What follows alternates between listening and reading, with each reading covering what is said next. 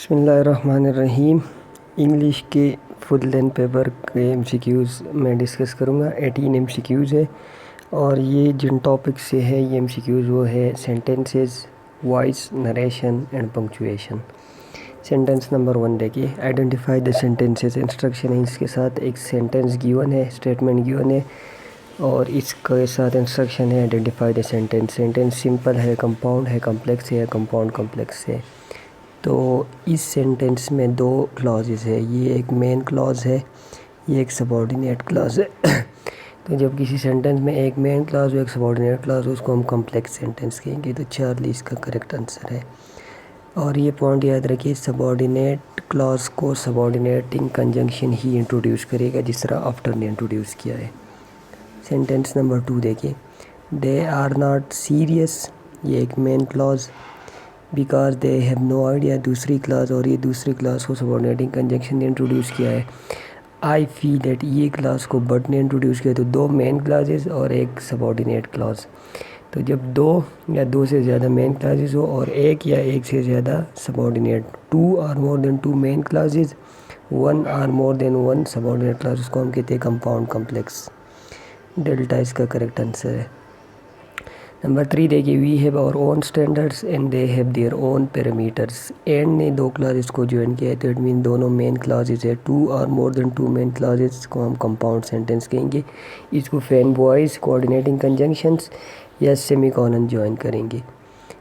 Next देखिए, may you prosper. अब हमने ऑप्शंस देखने हैं कि ऑप्शन में हमें स्ट्रक्चर के बेस पर आइडेंटिफाई करना है, सिंपल, कंपाउंड कॉम्प्लेक्स या कंपाउंड कॉम्प्लेक्स, या फंक्शन के बेस पे इंट्रोगेटिव, डिक्लेरेटिव, अपडेटिव, नेगेटिव। अब यहाँ पर ऑप्शन जो है वो फंक्शन के बेस पर है। तो ये जो क्वेश्चन है ये विश डिज़ायर कर रहा है, इस तरह की सेंटेंस को हम कहते हैं अपडेटिव, जिसमें कोई विश डिज़ायर एक्सप्रेस हो रहा हो, प्रेयर एक्सप्रेस हो रहा हो। तो ये एक प्रेयर है, ये अपडेटिव सेंटेंस है। Number 5, the issue and their consequences have been faced for 10 years. अब इस सेंटेंस में एक ही क्लॉज है, एक मेन क्लॉज है। जब एक मेन क्लॉज उसको हम सिंपल सेंटेंस कहेंगे। तो अल्फ़ा इसका करेक्ट आंसर है, ये एक सिंपल सेंटेंस है। नेक्स्ट देखिए, चेंज द वॉइस। जो स्टेटमेंट्स गिवन है इनकी वॉइस चेंज करना है। एक्टिव है तो पैसिव में कन्वर्ट करना है, पैसिव है तो एक्टिव में कन्वर्ट करना है। The syllabus is being revised, एक पैसिव वॉइस है, इसका जो एक्शन परफॉर्मर है वो स्किप्ड है। पैसिव वॉइस में एक्शन परफॉर्मर स्किप्ट होता है। तो बाय द स्टूडेंट्स हम इसके साथ यूज़ करेंगे। अब बाय द स्टूडेंट्स, अब ये इज़ है आईएनजी फॉर्म, तो इसका मतलब है हमें आईएनजी फॉर्म ही चाहिए। पहले दो ऑप्शंस में आईएनजी फॉर्म्स नहीं है। अब चार्ली में वर है, लेकिन यहाँ पर चूँकि इज़ फर्स्ट फॉर्म है तो हमें फर्स्ट फॉर्म ही चाहिए, आर चाहिए। तो डेल्टा इसका करेक्ट आंसर है। The students are revising the syllabus. Next देखिए, MCQ number 7, does he deliver lectures. अब ये एक्टिव वॉइस है, पैसिव में कन्वर्ट करना है तो लेक्चर्स सब्जेक्ट पोजीशन पे आ जाएगा। लेक्चर्स के साथ फिर हम आर यूज़ करेंगे क्योंकि प्लूरल है। As am are was were, been being be, और इसके बाद हम थर्ड फॉर्म, तो इसके बाद थर्ड फॉर्म यूज हुआ। इंटरोगेटिव है तो ये भी इंटरोगेटिव है, तो इसमें कोई मिस्टेक नहीं है। अल्फ़ा इसका करेक्ट आंसर है। बीटा में मिस्टेक ये कि डू हम पैसिव वॉइस में नहीं यूज़ करते, डिड भी नहीं यूज़ करते। अब यहाँ पर डज है फर्स्ट फॉर्म में तो यहाँ पर वर्ड नहीं आ सकता, आर आ सकता। डिड होता तो तब वर्ड आ जाता। एमसीक्यू नंबर 8 देखिए, he had to submit his assignment. अब यहाँ पर ये हैड टू जो है ये एक सेमी मॉडल वर्ब है, तो इसका पास्ट टेंस भी हैड टू है, बल्कि ये खुद हैड टू है। तो ये हैड टू कांस्टेंट रहेगा, इसको हम चेंज नहीं कर सकते। और हैड टू के बाद हम बी लगाएंगे, क्योंकि जिस तरह हम शुड में माइट, कैन, कुड, वेल, शल वगैरह के बाद कुड मॉडल वर्ब्स के बाद कुड बी लगाते हैं, उसी तरह हम सेमी मॉडल वर्ब्स के बाद बी ही लगाएंगे। ये हैड सबमिटेड वाला हैड नहीं है, जिसके बाद third form of the verb use होती है, वो हेल्पिंग वर्ब होता है, ये सेमी मॉडल वर्ब है। तो ये हैड बीन नहीं होगा, क्योंकि हैड बीन उस वक्त होता है he had submitted his assignment अगर होता, लेकिन ये वो वाला हैड नहीं है। अब ये हैड है तो यहाँ पर हैज़ नहीं आ सकता, हैड है यहाँ पर हैव भी नहीं आ सकता। वही हैड टू कांस्टेंट रहेगा, उसके बाद बी यूज़ करेंगे और सबमिटेड थर्ड फॉर्म, और एज असाइनमेंट जो कि एक्टिव सेंटेंस में सब्जेक्ट ऑब्जेक्ट था, इसको सब्जेक्ट पोजीशन, और बाय हिम ये हम यूज़ करें ना करें वो ऑप्शनल है, यूज़ करें या ना करें करेक्ट है। तो डेल्टा इसका करेक्ट आंसर है। ठीक है, नंबर 9 देखिए, the attendant the attendant has not observe the student, तो स्टूडेंट्स सब्जेक्ट हो जाएगा, स्टूडेंट्स के साथ हैव यूज़ होगा। बीन भी ठीक है लेकिन ऑब्जर्व्ड थर्ड फॉर्म चाहिए। द स्टूडेंट हैज़, स्टूडेंट्स के साथ हैज़ वैसे नहीं यूज़ होता। अब यहाँ पर हैज़ है तो हमें हैव चाहिए और हैव के बाद बीन और थर्ड फॉर्म चाहिए, यहाँ पर हैड नहीं चाहिए। तो 3 ऑप्शन एक्सक्लूड हो गए। डेल्टा देखिए, डेल्टा ठीक है। द स्टूडेंट्स के बाद हैव यूज़ हुआ है, उसके बाद नॉट नेगेटिव है, उसके बाद बीन चूँकि पैसिव वॉइस बना रहे हैं और ऑब्जर्व थर्ड फॉर्म है। बाय द अटेंडेंट हम स्किप करिए, यूज़ करिए, ब्रैकेट में लिखिए, तीनों पॉसिबल है। CQ number 10, the change the narration and choose the correct option. अब नरेशन है, अगर डायरेक्ट है तो इनडायरेक्ट में, इनडायरेक्ट है तो डायरेक्ट में चेंज करना है। तो स्टेटमेंट है, the student said to him the issue is not related to you. अब यहाँ पर the student told him that this यहाँ पर एक डिमॉन्स्ट्रेटिव एडजेक्टिव है। डिमॉन्स्ट्रेटिव एडजेक्टिव चाहे दिस, दैट, दीज, दोस, चारों के चारों चेंज होंगे डिपेंडेंट आर्टिकल द में। तो पहले 2 ऑप्शन तो इस वजह से इनकरेक्ट हो गई, ये द में नहीं चेंज हुई। दिस, दैट, दीज, दोस, इनके बाद अगर नाउन्स हो जिस तरह यहाँ पर इसके बाद इशू है तो ये डिमॉन्स्ट्रेटिव एडजेक्टिव्स होते हैं। उस वक्त ये डिमॉन्स्ट्रेटिव एडजेक्टिव्स चारों के चारों चेंज होंगे डेफिनेट आर्टिकल द में।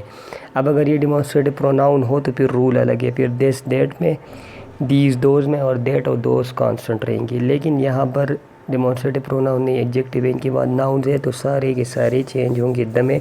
यहाँ पर दिस गिवन है तो दिस द में चेंज होगा।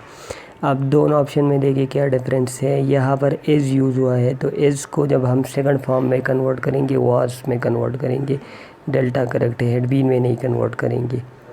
फर्स्ट फॉर्म है तो उसको हम सेकंड फॉर्म में कन्वर्ट करेंगे, इज़ को वाज में कन्वर्ट करेंगे। CQ नंबर 11 देखिए, you need not prepare lengthy topics the teacher said. Need not जिस तरह मैंने हेड टू कहा उस तरह नीड नॉट भी एक सेमी मॉडल वर्ब है, तो इसकी सेकंड फॉर्म नहीं, ये चेंज नहीं होगी। सिंपल पॉइंट ये है, ये नहीं चेंज होगी तो ये नीड नॉट इनकरेक्ट हो गया। बीटा देखिए, the teacher told us that we need not prepare lengthy topics, इसमें कोई मिस्टेक नहीं है। चार्ली में मिस्टेक ये है कि टेल्स, ये अगर सेट सेकंड फॉर्म है तो यहाँ भी सेकंड फॉर्म आनी चाहिए। और डेल्टा में मिस्टेक ये, नीड नॉट के बाद हम बेस फॉर्म लगाते हैं, जिस तरह यहाँ पर प्रिपेयर यूज़ हुआ, टू प्रिपेयर नहीं यूज़ होगा। तो बीटा इसका करेक्ट आंसर हो गया। The teacher told us that we need not prepare lengthy topics. Next देखिए, CQ number 12, my friend said let's wait for the right time. Let's या लेट अस, इसका मतलब होता है सजेस्ट, और जब लेट अकेले हो, लेट हेम गो, तो फिर इसका मतलब है आर्डर। तो ये आर्डर नहीं है, ये सजेस्ट है, लेट्स या लेट अस। अब ये सेकंड फॉर्म है तो यहाँ भी सेकंड फॉर्म आनी चाहिए, और शूट के बाद तो वेटेड नहीं लगा सकते, तो ये भी इनकरेक्ट। अल्फा इसका करेक्ट आंसर है। That my friends suggested that we should wait for the right time, या इस तरह भी लिख सकते हैं, my friend suggested to wait for the right time, या my friend suggested waiting for the right time. तीनों पॉसिबल है, यहाँ पर तीनों पॉसिबिलिटी में एक गिवन है तो वो इसका करेक्ट आंसर है। CQ number 13, the instructor said to the students water and oil fire do not mix. Universal truth है, एक जनरल ट्रूथ है, तो ये चेंज नहीं होगा, वही डू नॉट मिक्स ही रहेगा। तो अल्फ़ा में ये वही सेम ही रहेगा। बीटा में मिस्टेक किया, डिड में चेंज किया है। चार्ली में ये सेट सेकंड फॉर्म है तो ये टेल्स में नहीं, वही रिपोर्टिंग स्पीच में जो वर्ब की फॉर्म होती है वो कांस्टेंट रहेगी। डेल्टा में टोल्ड के बाद टू नहीं यूज़ होता, तो इस वजह से इनका अल्फ़ा इसका करेक्ट आंसर है। CQ नंबर 14 देखिए, I asked them if I had perform my duties. अच्छा, एंड डायरेक्ट है, डायरेक्ट में कन्वर्ट करना है तो I said to them, head है तो हेड को जब हम आप इनडायरेक्ट से डायरेक्ट में चेंज करेंगे तो हेड की जगह हम हैव लगाएंगे, या वाज वर, या सेकंड फॉर्म लगाएंगे, या have plus third form.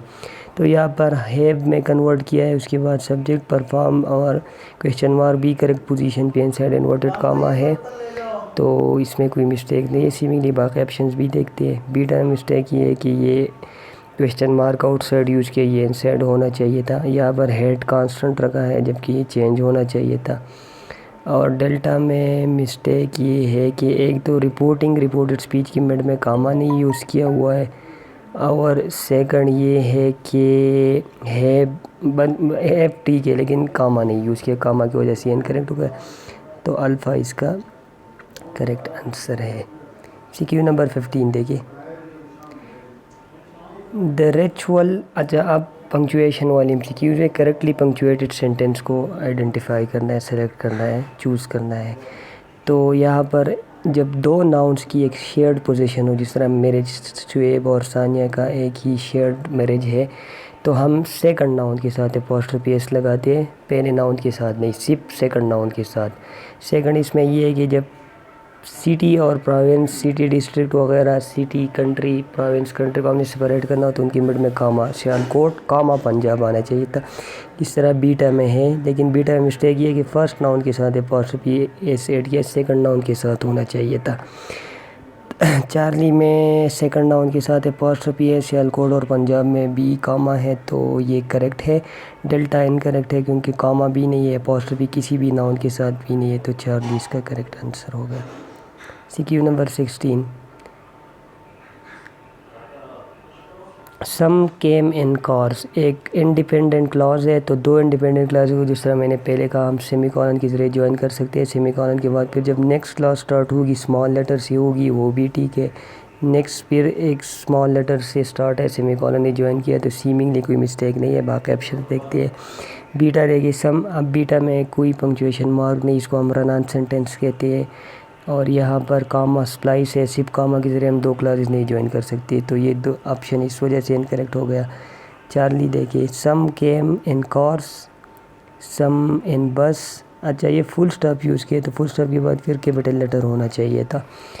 Semicolon के बाद स्मॉल लेटर, फुल स्टॉप के बाद कैपिटल। यहाँ पर सब्जेक्ट और वर्ब की मिड में कामा नहीं यूज़ होता, तो अल्फ़ा इसका करेक्ट आंसर है, इसमें कोई मिस्टेक नहीं है। तीन क्लासेस है, तीन क्लासेस को फेन वॉइस कंजंक्शन और सेमीकोलन ज्वाइन कर सकते हैं अगर ये इंडिपेंडेंट हो। तीनों इंडिपेंडेंट क्लासेस है तो सेमीकोलन ने ज्वाइन किया, और सेमीकोलन के बाद देखिए इनिशियल लेटर स्मॉल है। नेक्स्ट देखेंगे एमसीक्यू नंबर 17। अगर प्लूरल नाउन हो और एस पे एंड हो रहा हो जब उसका पॉजिटिव केस बनाते हैं तो सिर्फ एस की एडिशन करते हैं, अपॉस्ट्रोफी की एडिशन करते हैं, एस की एडिशन नहीं करते। दो ऑप्शन इस वजह से इनकरेक्ट हो गई। अब सेकंड ये कि अगर हम नंबर या लेटर्स का प्लूरल बनाते हैं तो हम अपॉस्ट्रोफी लगाते हैं और उसके साथ एस लगाते हैं, जिस तरह बीटा में है, तो बीटा इसका करेक्ट आंसर है। चार्ली 4 के साथ अपॉस्ट्रोफी नहीं लगा, इस वजह से इनकरेक्ट हो गया। मैं रिपीट करता हूँ, अगर प्लूरल नाउन हो, एस पे एंड हो रहा हो, तो उसके साथ जब हम पॉजिटिव केस बनाते हैं उसका सिर्फ अपॉस्ट्रोफी की एडिशन करते हैं, एस की नहीं, जिस तरह बीटा और चार्ली में। तो अल्फ़ा और डेल्टा इनकरेक्ट हो गई। अब चार्ली में मिस्टेक क्या है, अगर हम नंबर या लेटर्स का प्लूरल बनाते हैं तो इसके साथ हम अपॉस्ट्रोफी लगाते हैं फिर एस लगाते हैं, जिस तरह बीटा में है, तो बीटा इसका करेक्ट आंसर हो गया। लास्ट एमसीक्यू देखिए, MCQ number 18। There are 5 subjects in them. अब हम किसी लिस्ट को इंट्रोड्यूस करते हैं तो हम कॉलन यूज़ करते हैं, फिर लिस्ट में जो आइटम होते हैं उसके मिड में हम कामा यूज़ करते हैं, जिस तरह फिज़िक्स के बाद कामा, केमिस्ट्री के बाद कामा, बायो के बाद कामा, और आखिरी वर्ड और उससे पहले वाले वर्ड की मिड में एंड यूज़ करते हैं, तो ये ऑप्शन करेक्ट है। बाकी ऑप्शन देखिए उसमें क्या मिस्टेक है। बाकी ऑप्शन में है फिज़िक्स केमिस्ट्री की मिड में कामा ने यूज़ किया, और चार्ली में इनडिकेट के बाद कॉलन ने यूज़ किया। डेल्टा में बायो और इंग्लिश के मिड में कामा ने यूज़ किया, तो अल्फ़ा इसका करेक्ट आंसर है।